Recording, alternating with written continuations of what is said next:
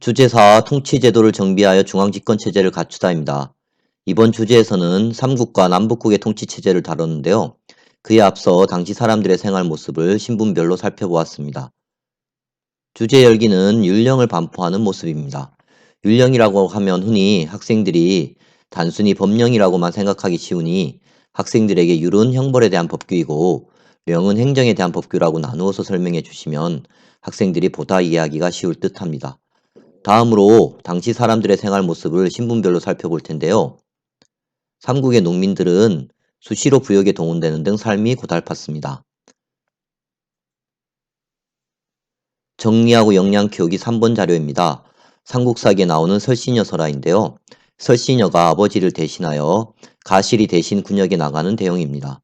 당시 농민들의 삶을 잘 보여주는 자료인데요. 이것을 보며 학생들과 당시 농민들의 삶에 대해 가상일기를 써보는 활동 등을 하는 것도 재밌을 듯 합니다. 고구려의 수산리 고분 벽화인데요.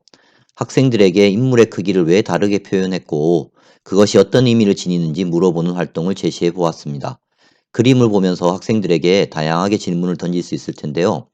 예를 들면 그림에 있는 두 명의 인물을 선택하여 말풍선을 단 후 학생들에게 말풍선을 채워넣게 하는 활동도 재미있을 듯 합니다. 신라의 골품제를 나타낸 그래프입니다. 골품제를 학생들이 매우 어려워합니다.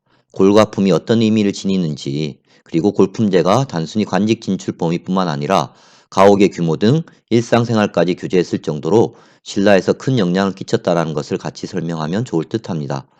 또한 육두품 출신으로 당에 망명한 설계도 얘기를 곁들이면 학생들이 훨씬 쉽게 골과 품의 차이를 알 수 있을 듯합니다. 다음은 통일 이후 신라의 통치체제에 대한 설명인데요. 신라는 촌락을 상세히 파악하여 세금을 효율적으로 거두기 위하여 신라 촌락 문서를 작성하였음을 학생들에게 강조하여 설명하면 좋을 듯합니다. 정리하고 역량 키우기 2번 자료에 실제 자료가 나와 있으니 참고하시면 됩니다. 발해의 중앙정치기구를 나타낸 표입니다. 이 표를 보면서 발해의 중앙정치기구의 특징을 중국과 비교하여 달랐던 점을 학생들에게 찾아보게 하는 활동을 같이 해보면 좋을 듯합니다. 자료톡톡에서는 발해가 황제국을 지향했음을 나타냈습니다.